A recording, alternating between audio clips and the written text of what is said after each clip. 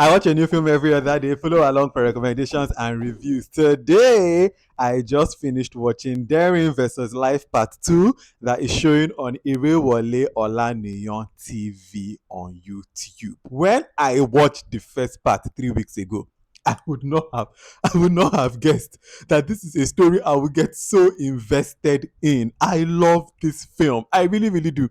And when I tell you that first things first, Irewole Olaniyan actress, like one thing, also the cast in this actors. The guy who played Benga, Babatunde Aderinoye, he did so well. Even the child actor that played Prince, Molawa Onajobi, he did so well. Of course, Gabriel Afolayan playing Rugba did so well. Like the cast did so well. This film, Tudamilola Oni joins the cast and she did well. Like the whole cast brought this film to life. My biggest thing about Dream vs. Life that I really liked is how real it feels. It feels like you're just watching this girl's life and you're really going on this journey with her. Like I became so invested in this girl's life. Like I really, really did.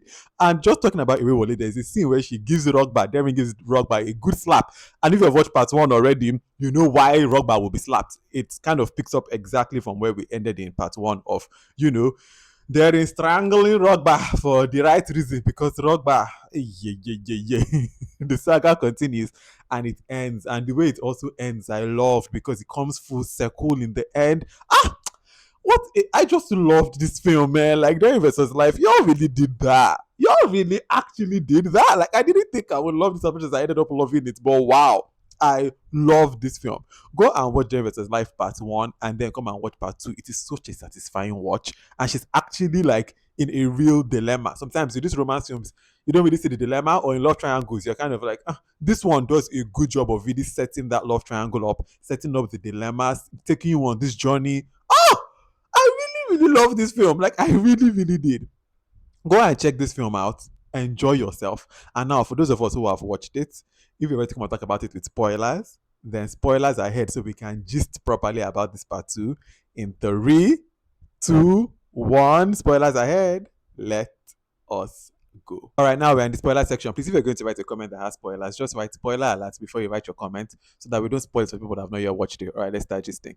The first thing that I want to start is Rogba having to go and now raise the money to pay the kidnappers. And the way he's acting, like, oh, you know, we should be so grateful that you went to go and sell property to rescue our son. It is because of you that the boy was even kidnapped. Like, should we clap for you? As David said, should we really clap for you? That slap where she give us, she was slap him against a rock band, man. And when Prince is finally gotten back, right, and Devin is in the hospital with him, and she's just like, are you okay? Is it internal? Is it external? Like, you can really see this is really a mother. Like, and she really, like, if I really did such a good job, oh my God, this was so believable. Like, I believed this character, hook, line, and sinker.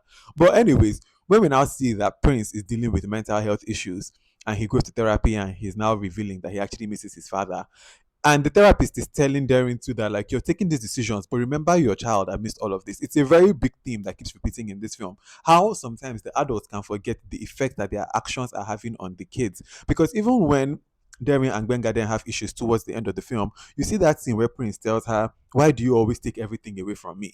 Because for Darren, and we are following her journey, right? We're understanding why she's making these decisions. We're understanding why she's, you know, in this calamity sometimes. But to the child, all he's seeing is that you've brought this man again that I'm now beginning to form, you know, a child father relationship with, and you're taking that one away from me too. And when you have issues with my biological father, you've taken me away from school, you've taken me away from the actions that we take also affect other people's. And I like the fact that this film really highlights how the actions of adults can really affect children. One thing I want to talk about is the scene where Rogba tells Devin that he has gone to therapy. That first time that he's apologizing to her, and I'm really believing, like as we tend to do with Rogba, he's really apologetic. He seems very genuine. And then you now see the two girls come out of the room and you just go, Rockba, when will you ever change? It's good that at the end of the film, Rockba actually goes to therapy and now realizes and just makes peace with himself that he cannot be with one woman. And he just makes peace with it. And I like how Devin is never judgmental because we know Rockba, it's his truth.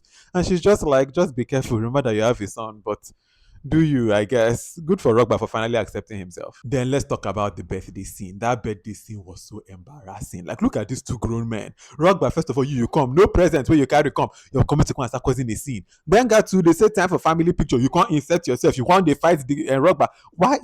That whole thing was so embarrassing, man. When Rogba wakes up with Dupe in his bed and realizes that Dupe is now like dead, I'm like, from where to where now? And you now see that it is because they were doing drugs. And Rogba and Hart regularly do these drugs. When Darren goes to his prison, right?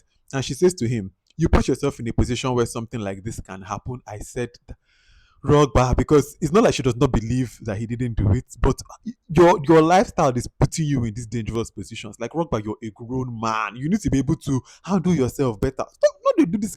Why is your life? You have a child, like, and it's always when Prince is around when these things they happen.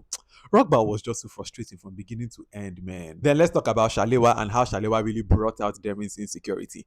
Because when Derin is suddenly just like having dreams self that, Benga is doing stuff with Shalewa and she's just telling him, you know what, I can't have this, kinikon, kinikon. I'm like, you're really sabotaging this thing for yourself, Derin. Like, believe your guy, trust your guy. Especially because Benga has been such a good, he's handled the thing with Rogba well. Like he has been a good rock for her, and he's kind of like weathered the storm of her and Rogba's relationship, her own baby daddy drama. So now that his own baby mama is here, like the way she's so immediately like, I was like, trust your guy. Like, don't sabotage this because Shalewa has come in here. After they have their breakup moment though, and then Rogba suggests to her that she should follow him to Canada. You really see the dilemma, right? Like, and that's why I like this film, that it really puts you in this dilemma situation. Because I was like, is she actually going to now follow Rogba to Canada? Because now that she's kind of broken up with Benga, is that done? Where is this going to go? And I was really like, how does this end?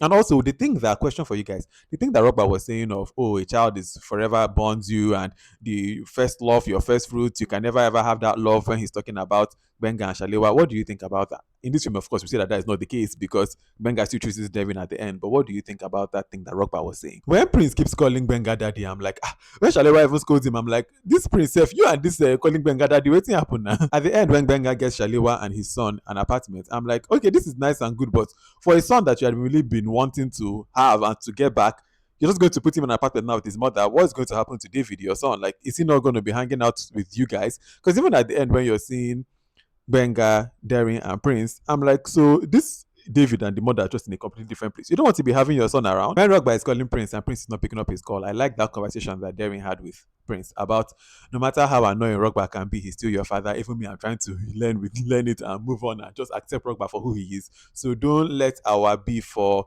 your father's limitations stop you from trying to have this relationship with him, especially when Rogba is actually trying. I thought that was good advice. Finally, I just love how this film came together at the end, when the mother now comes at the end and she's like, remember when you said I can't have my kids for different men? Because I'd even kind of forgotten that this is where the whole thing started. I was like, oh yeah, she was really like, I can't have my kids for different men, it must be Rogba. And then at the end, now here she is having a child for Benga, and it has worked out for her. Like when they now write Life Had Plans, she had her own plans, Life had different plans. It all just came together because wow, like from where we started to where we are, what a journey we went on. I loved this film, and I'm so curious to know what you think about it. So please let me know your thoughts in the comment section. Also, if you've watched this whole video and you have no idea who I am, my name is VDK. I'm the curator of the VDK Film Club, where every other day we watch something new and we just about it like we've done today. Follow along. All right. Until the next film that I watch and the next video that I make, have a wonderful rest of your day. Bye.